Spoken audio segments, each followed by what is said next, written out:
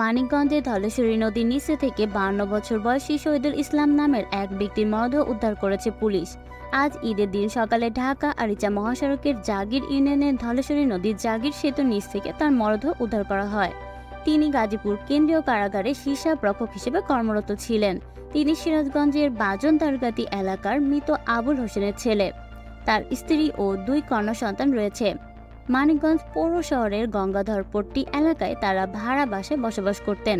এই ঘটনায় মানিকগঞ্জ সদর থানার ভারপ্রাপ্ত কর্মকর্তা মোহাম্মদ হাবিব হোসেন জানান, সকালে স্থানীয় কৃষকরা জাগির সেতুর নিচে একটি মরদেহ দেখতে পেয়ে জরুরি 999 নম্বরে ফোন করে। খবর পেয়ে দ্রুত ঘটনাস্থলে পুলিশ গিয়ে নিহতের মরদেহ উদ্ধার করে ময়নাতদন্তের জন্য মানিকগঞ্জ সদর হাসপাতালের মর্গে প্রেরণ করেন।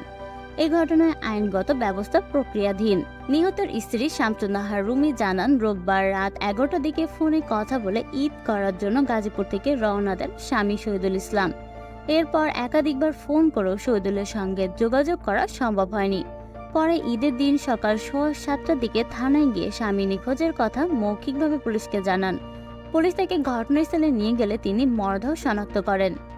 দর্শক, ভিডিওটিতে একটি লাইক দিয়ে আপনার মূল্যবান মতামত কমেন্টে জানাতে পারেন। আর চ্যানেলটি ভালো লাগলে সাবস্ক্রাইব করে আমাদের পাশে থাকার অনুরোধ রইল। ধন্যবাদ।